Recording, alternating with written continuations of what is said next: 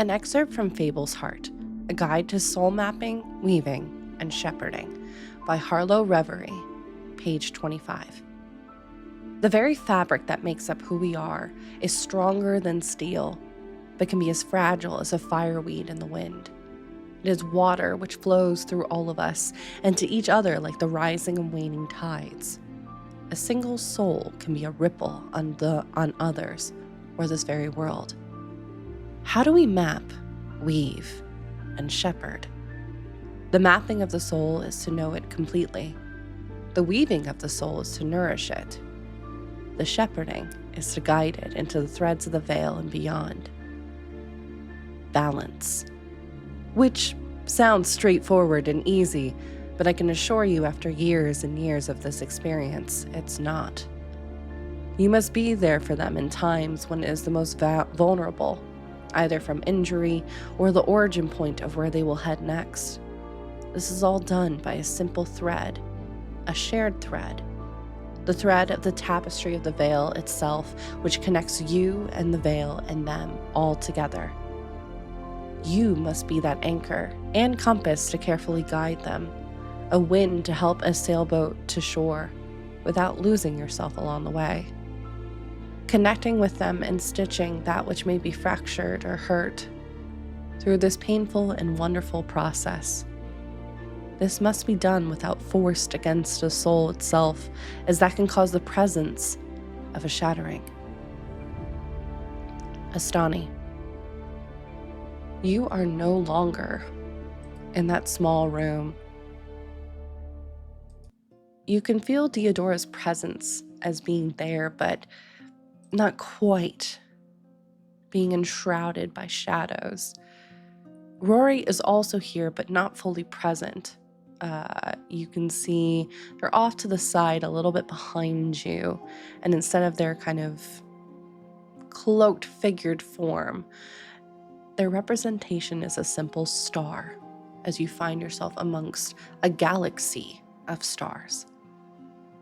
That veil-lined thread, seemingly in this moment, protruding from your chest and moving towards Aerie, the individual hurt in the bed before you. You can feel that connection to both Aerie and something much older. Can you roll a history check for me, please?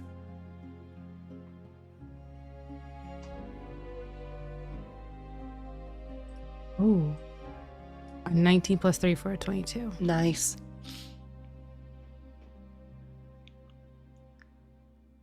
This feels almost as old as the lady. Not as quite as old as the veil itself. The veil was there before the lady was there to properly weave the tapestries.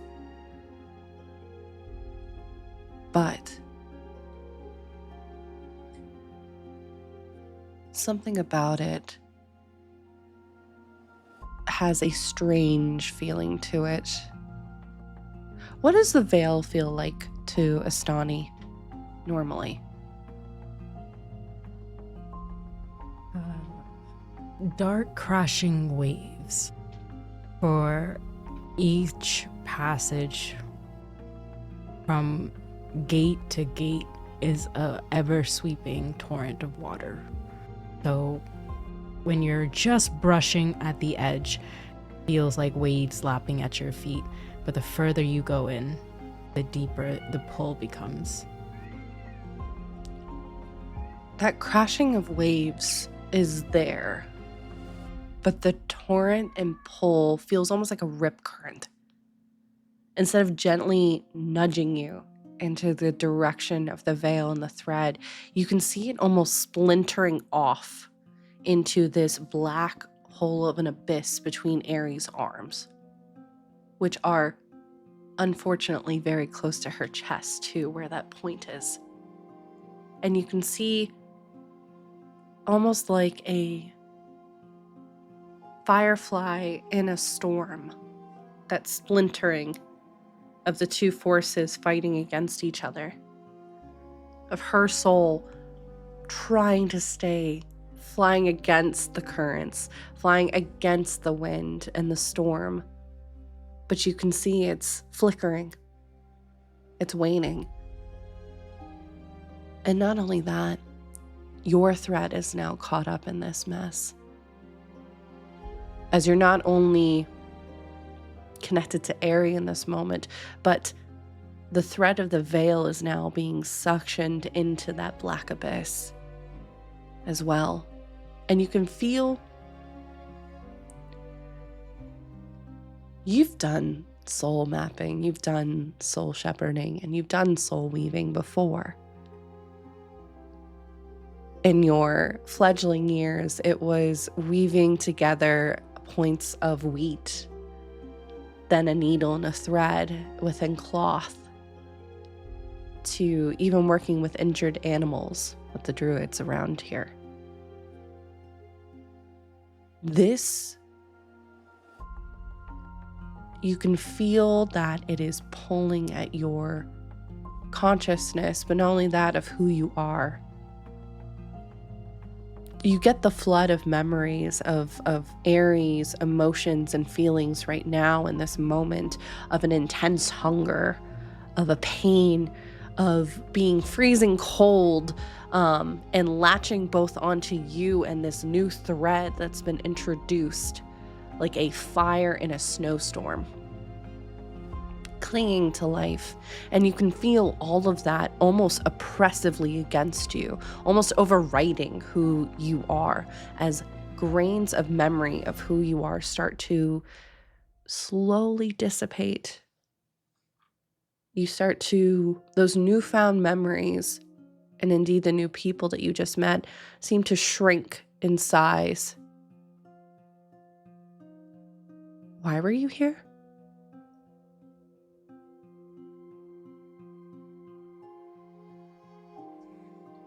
Why am I here?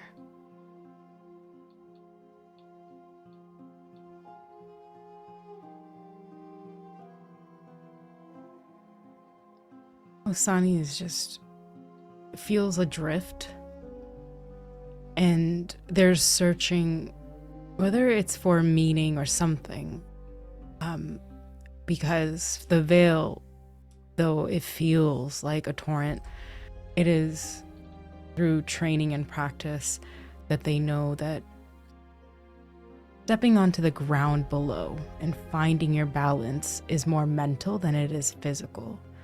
So she asks the question, why am I here? But with conviction to say, you know why you're here. And you're the mind to like bring that reason to the surface. So she's going to just find the stillness. Theodora, they were here. They are close by. And like a lighthouse, they're pulling on that one secure point to recenter themselves. Go ahead, and if you would like to roll, we'll say in this case a spirit check, because you were trying to anchor yourself right now. That's an 8. Okay. You do have inspiration if you want to use your inspiration. That's true. I will use the inspiration. Thank you. I know it's been a bit, so I was like, let me just remind real quick. Sometimes I want to take the bad rolls, but this one I was like, can I? 16. 16. Theodora, as mentioned, is here, but it's almost like the lighthouse that she is having some difficulty piercing through the fog. And it's at this moment Shiftweave pops into your mind. A power you're not as familiar with. It's still relatively new for you. You've definitely heard of it. There is a temple, and you heard Tiny'll mention the Shiftweave clan was essentially in the area. But it's not one that you've had a lot of experience with. You can feel that connection, but it's brittle, but it is holding you there. And you can kind of feel yourself coming back to yourself. Almost like waking up from a daydream. But you do feel cold. I need you to take 7 points of spirit damage for me, please.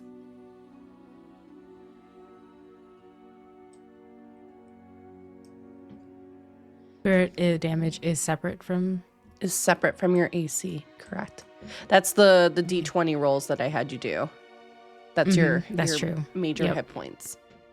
Agreed. Gotcha. Yeah, no worries. 7 points taken. Yep. Ari, in this moment, you can see is laying on this bed amongst the stars and is sweating profusely and in a ton of pain. They are screaming, but it's so loud and high-pitched that you can't even hear it.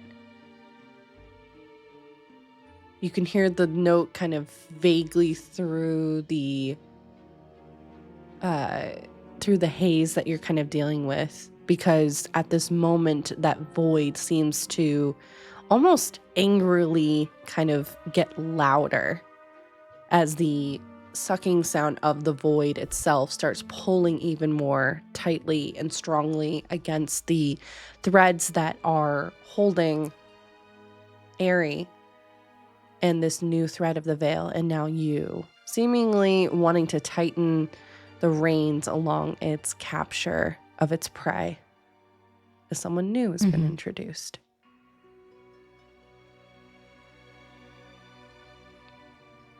That ancient kind of feeling sends a shiver through your spine. It's almost like a snake kind of slowly closing in on its prey. Venom is very much in and latched onto Ari. And you can see almost like a tail, a little tendril slowly moving out from the void itself to latch onto the thread, connecting the three of you, essentially.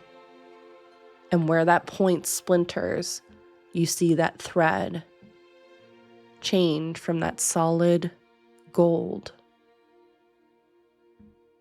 to, when that impact happens, a black and then a turquoise teal.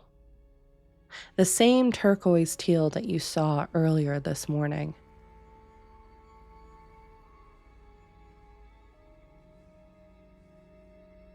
Oh. And it hurts, that bite, Asani. It feels, while you know physically you haven't been hurt, it feels like someone took an eraser or a brush and just moved it across the page that is where your soul is.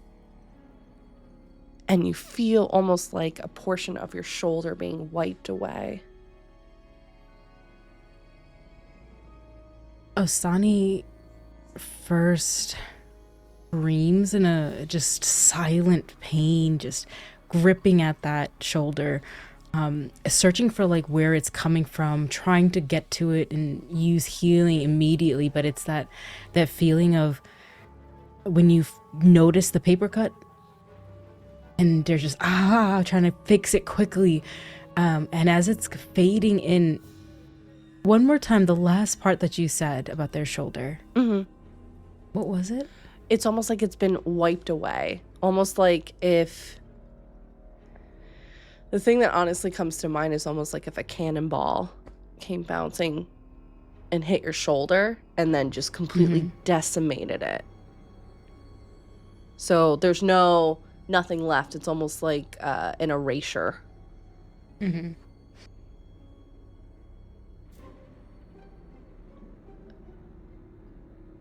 They're doing, it's like their face is twitching back and forth between what is real and not. Am I actually losing this? And is this something of me that is deteriorating and dissolving away? Can I do a check to see if this is not Osani's physical representation, but their soul? Yeah.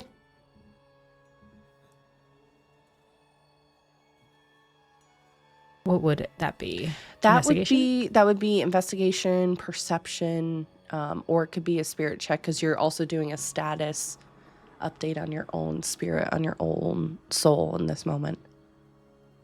Perception for 24. 24. Okay.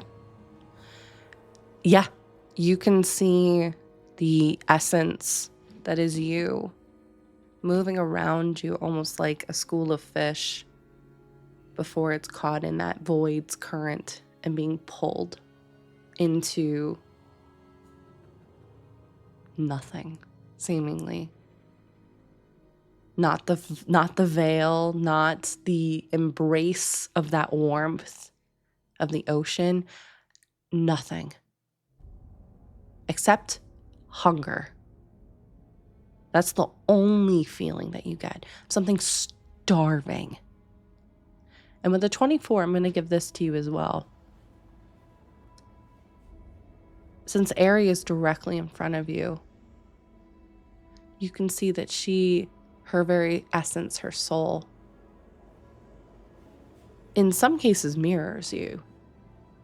She is the same decimation of the shoulder. You can see that almost the length of her arms where soul flows through almost like rivers is gone, dried up, blackened. And you can see these markings of, it looks like thorns on vines moving all across her arms, pulsating again, that similar turquoise color. There's a wait. And feeling that hunger, is Ari disappearing to that nothing, to that? Yeah. Is there anything that Osani could do to stop that or pause it? So there is a way you could basically, I'm not going to make you roll for this because you would know. What you need to do is sever that connection somehow. And you need to reweave her.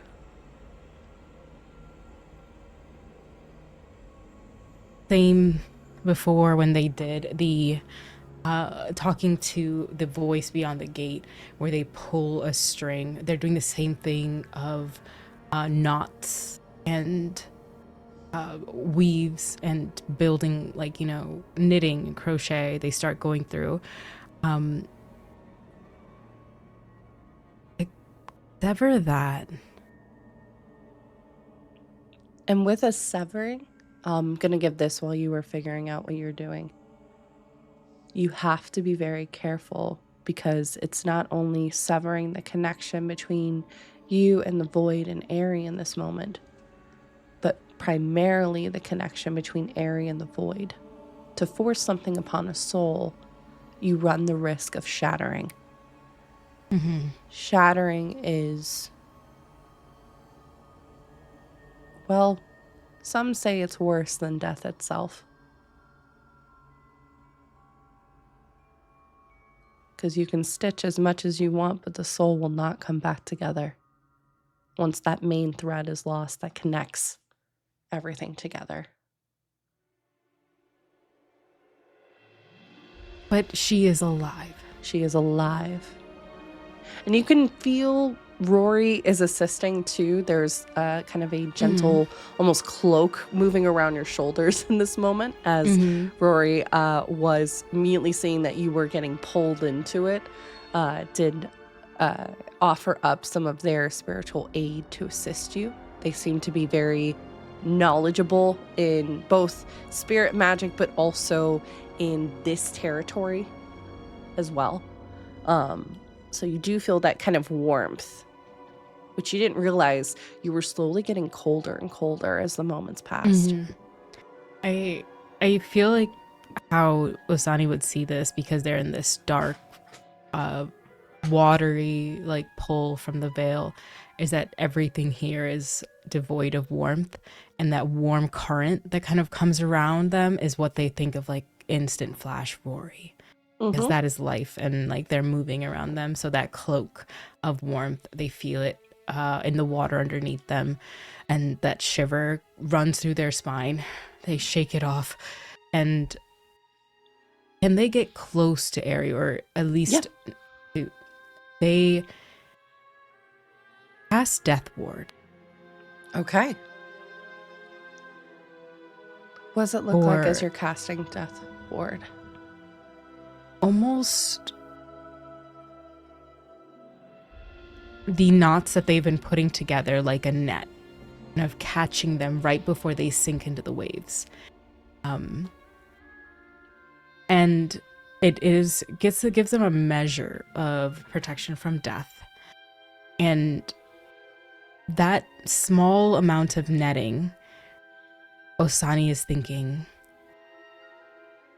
if I can protect your soul from getting further into the waves, then I can work on severing the connection and give me more time. And they're just looking, like almost like flicking back into their mind, back and forth. Their eyes are going back and forth. They don't have something to sever someone else from the void.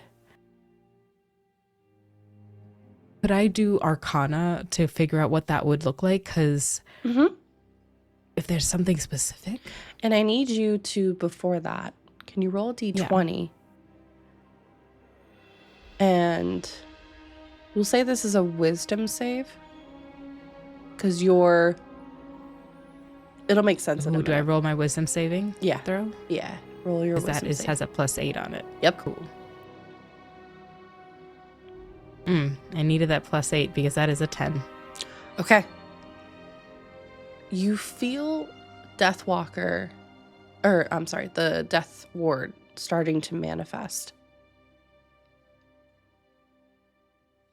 But similar to what you've been experiencing with yourself and Ari, you see as the threads of the Death Ward take place, get sucked into that void, eating up that magic.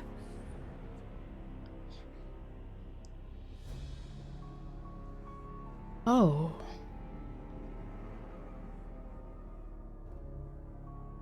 You also, in that moment, see a montage of different images, memories. You're not in this room anymore. You're moving through darkened chambers, a long hallway with cells lining the left and the right.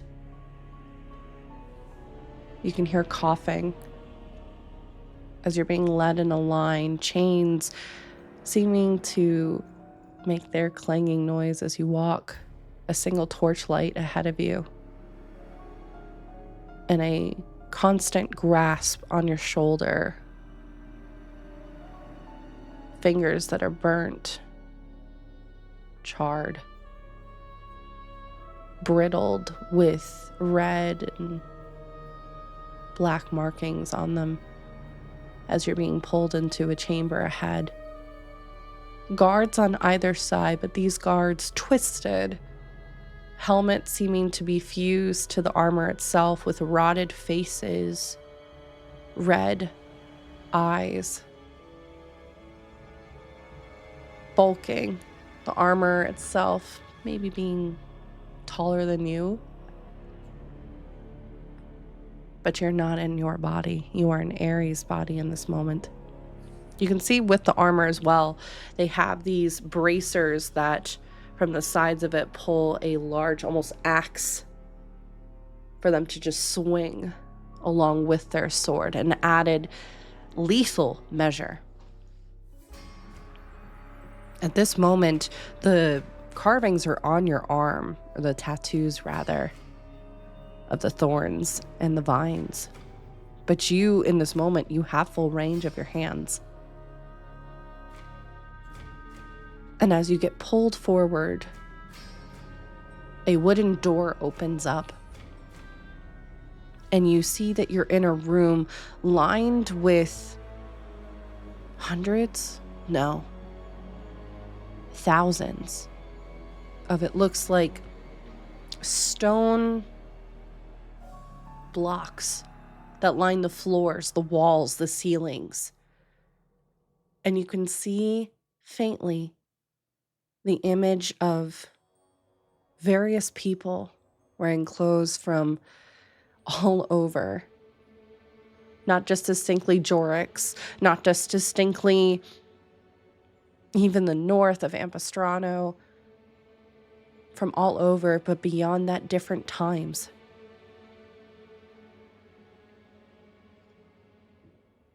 A hand moves in your direction. And as darkness claims you, pain is etched upon your arms. Screaming. I think she's trying to scream as Aerie would, but it is her that is making the noise and not Aerie.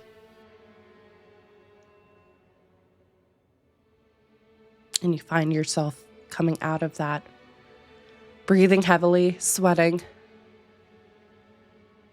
What was that Arcana check that you wanted to do to try to sever, if that is still something you want to do? Yes. It is an 11. 11. Okay.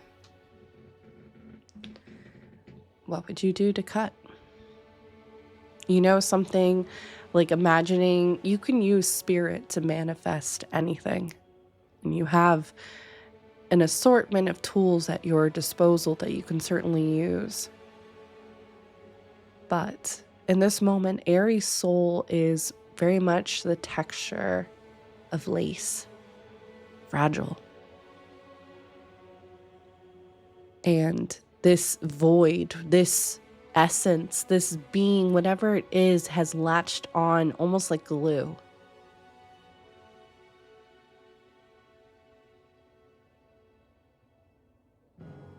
It's doable. Mm-hmm. What would be the tool that Astani most often uses in these processes of essentially severing and reweaving? You haven't had to do a severing before, but you have done you've done reweaving a dozen times. With her, with the sisters, and with the other wardens, the other members, this is a painful, like vulnerable thing to do, as you are playing with water flowing through your hands, just silk. But she calls upon like a version of spirit guardians, and they are her like trusted spirits. Maybe one of them was one from the door. She'll never know because she's never really seen them, but she feels them and she calls them forth. And those roles would be played by the other members of the temple. And she starts with a like a low hum, a bell. She would have a bandolier of bells, and each bell ringing at a time will call back and forth spirits. But without that, she uses her voice. And because of her lower voice, she goes deeper and deeper in her voice until she gets to a low hum and starts singing. And it's almost guttural. And then as her spirit guardians come in, they start filling in the choir one at a time to the different octaves. And as they're doing that, there is a method of weaving and like creating fabric where people work together to move the slats to get the weaving together. That is what they're doing together with the guardians. So Love it. As Ostani pulls the silk in, one keeps it taut, the other moves another piece of like their hands together and adds more thread And as that silk goes through, before it's like fine, you start seeing weaves until it gets thicker and stronger. And they're just humming through. And Osani's just, the song she is singing, the low voice of it, and almost hurting her throat.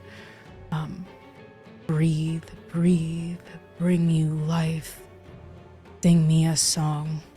And then just keeps going to stanzas while everyone else fills the harmony and rhythm and finish this weave.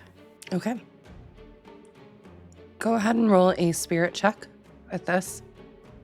You have advantage because... I rolled a nat 20 for a 24. Go. Okay. Let's go. Well, going forward, you will have advantage because at this moment, this is when you would feel the presence of not quite there, but not quite a spirit either. But you can feel the presence of Sparky off to your left as they've kind of moved forward, almost to be like, you good? Seemingly Theodora feeling what's been going on in the connection, because all three of you are still linked. It's like she has moved into a different zone and the phone that she's using to connect with you is muffled. It's delayed, but it's there. Wonderful. But yes, if you would like to roll, that'd be great. To see how for the weave's presence, you got the natural 20. Never mind. Sorry. Brain is trying to do too many things at once. You got the natural 20. These spirits that you have with you, what are their representations?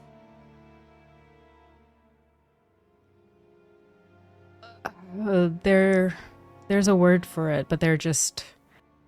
It's a better word than archetypes or something. Mm-hmm. They're like personas of a mask figure, femme figure, just lessons.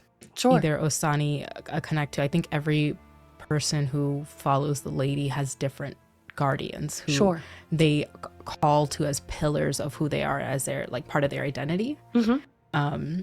That built this personality, this whatever, and that calls to them. So for Osani, they could be people they knew or people they eventually knew as spirits. Sure. Through continuous reweavings, they're like, this one I can rely on constantly. So, yeah, I don't know how many or what they exactly look like. We'll say 3 in this moment. We'll say 3. Yeah. Okay. They are 3 good pillars of Osani's identity. Okay. And they're completely made up, it looks like, from a distance, almost like starlight. Mm-hmm. But you can see the intricacies of the shadow and the lines of the veil, that golden thread, which they do approach, and they approach cautiously to do as you have recommended. One of the masked figures, as they're beginning their work, the mask slowly turns in your direction. And a familiar yet not familiar whisper comes into your mind with a natural 20, which you needed exactly this to get this, so that's why I'm really excited for you. Soul rot.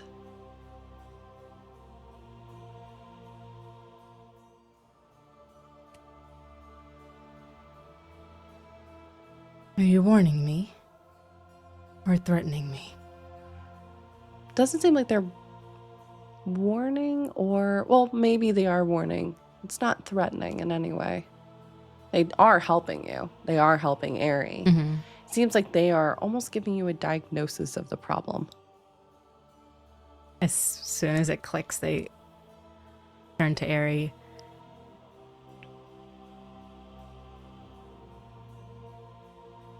It's hungry. And her eyes in this moment are on you, but they're mainly on Rory and whatever Rory is doing in this moment. But they keep flashing to you. Because you can tell Rory is doing something, but because you're so locked in on what you're currently doing, it's hard to kind of tell. The layers of the veil, while both of you can be present within it and using spirit magic, it's also like you're on completely different rooms. So what Rory is doing is almost encased by like a curtain, and you can just see the shadow as it moves through, as even the presence of Shiftweave is carrying through, as Theodora and now Sparky are also here assisting. But Soul Rot pops into your mind.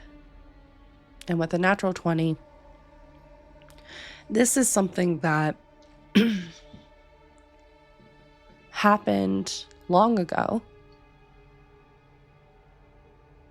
but not necessarily was cured, it just stopped occurring. But it was incredibly lethal.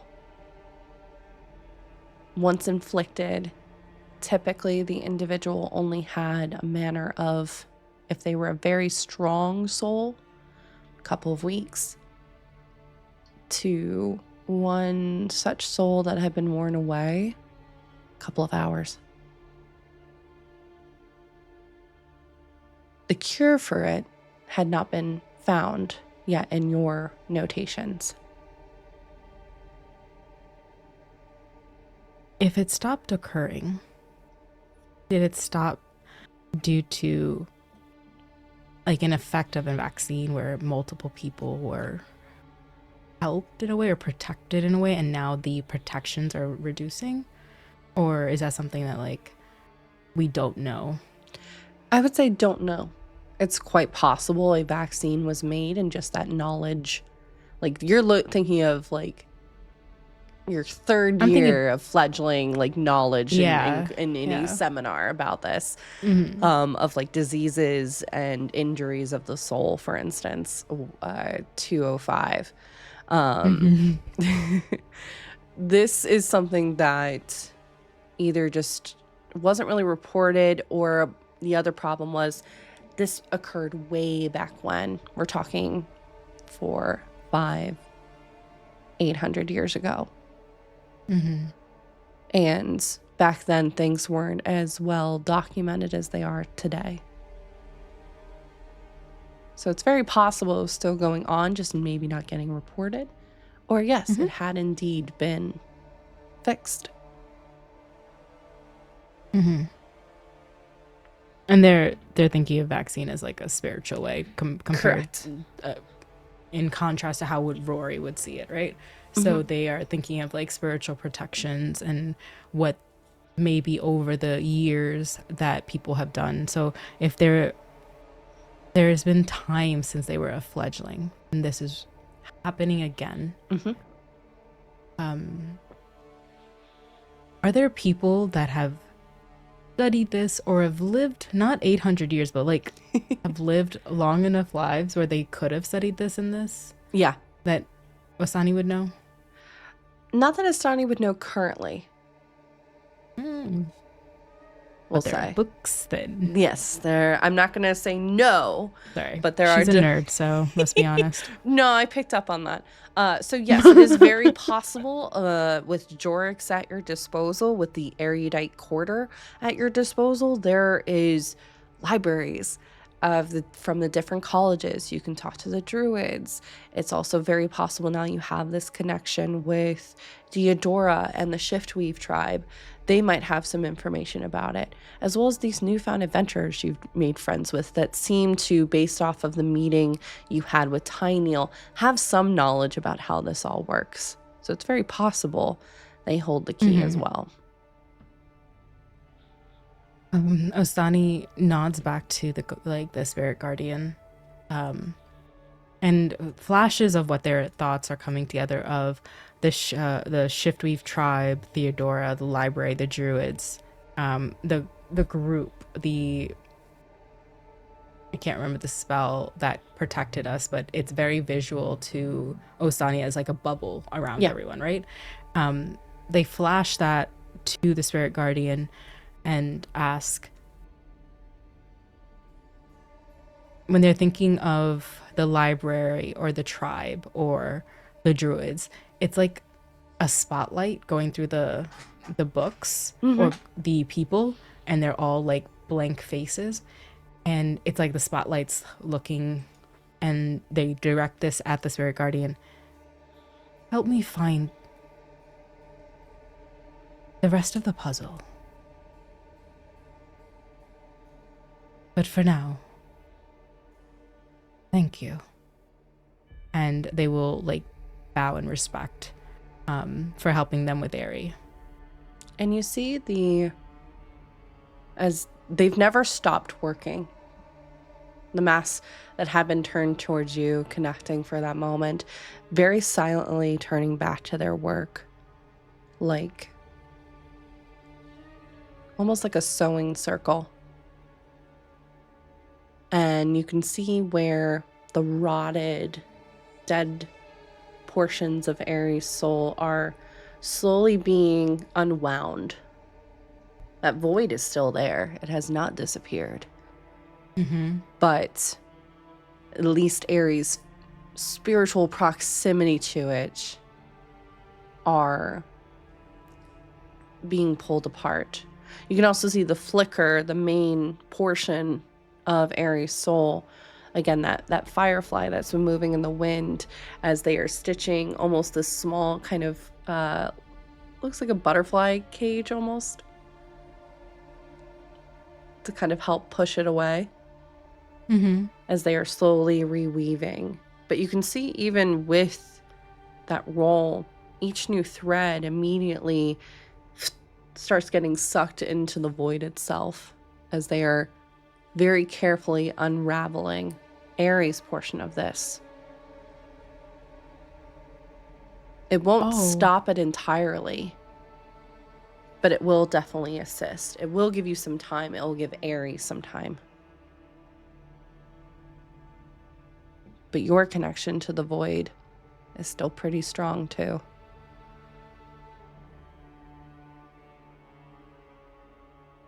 Think of it like a triangle. Yeah. Just as that music hit, that's what it feels like in Ostani's heart. Just time. Yep. You've given me time. Right. And they will to make use of it. So they will turn to Rory and Theodora. And Theodora is, again, enshrouded. It almost looks like a flame of shadows in this moment. All you can see is her eyes, which are golden but lined with ink. As, again, you're in this kind of spirit essence. Unless you are pulling yourself out of it and going back into into the real world. But she's there, but not. Rory's a bit closer. You can see him. You can see relatively what he's doing. But in this moment, you are largely on your own. You can feel those presences.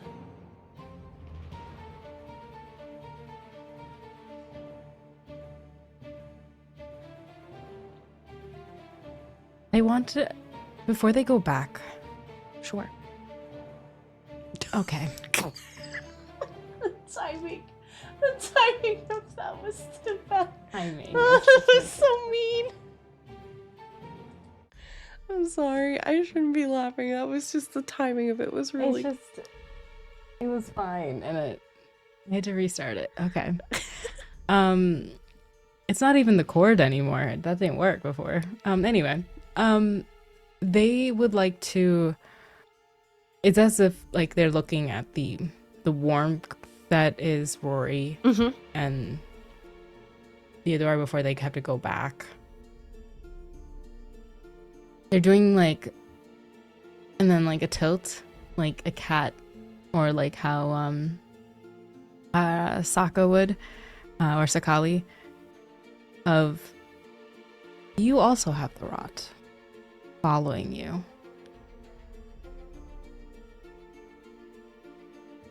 Can I do a check on that before I get back into reality? Sure. So just to, because apologies, you're checking to see if the rot is on them as well or no? If that void is, because they've been doing it for a while. Yeah. If they're also being held by this, like, you know, slowly by time, or maybe it's like they just want to make sure that their friends are okay. Sure. Yeah, go ahead and roll. What would that be? So that'd Spirit? be a spirit check, yeah. That's a 15. Okay. With a 15, you do see the presence of spiritual impact, not rot. You can see almost like scars outlining Theodora's figure. They've been impacted by this kind of magic before. And I think the most severe one is from her chest area, where it looks like there's a deep gash that has stitched itself back together over time. Lethal. This at some point killed her. And you can see then that same thread that stitches her back together is also connected to Rory's thread. Rory. You can see it's interesting as there is the presence of two souls in one body. And it seems like the smoke embers of what once was a third that seems to have been ripped out. The second one as well, which is predominantly Rory. You can tell it's Rory. Also seemingly had been ripped out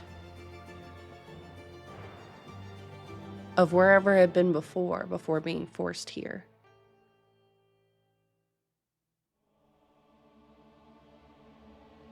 Soul rot isn't present, but those scars are. And those scars they will carry with them.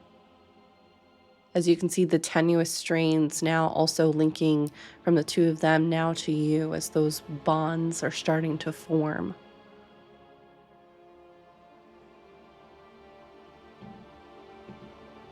They kind of almost grab at the bonds like rope and water to kind of, you know, pull back to the two of them. Soul rot isn't here, but hurt is. And they know that they've been trying to connect with Theodora, and they could see the pain that they're dealing with. How dare you? And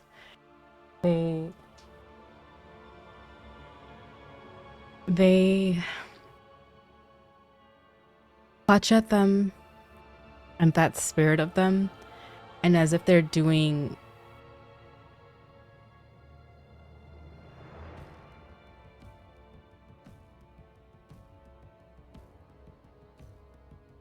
they like almost over their chest where the scar is, they do like a writing and do glyph of warding. Ooh, okay. Okay. It's a very long spell, so I will read through it. But what they're essentially doing is protecting the soul heart of this new friend that they've met. Yeah. To say that, like, I cannot, they're saying it out loud to this spirit. I cannot heal you from the hurt that you carry, but I can carry it with you. And if something is to happen, I will do my best to protect you. And they set that, and as it like radiates, they wanted to go down the thread to Rory as well. Mm-hmm. But it is, as it goes through and they see like that Rory is pulled from something, they just look past Theodora and say, "Where have you come from, my friend?" And as they finally press in to get that glyph onto their like soul heart where that scar is, they close their eyes and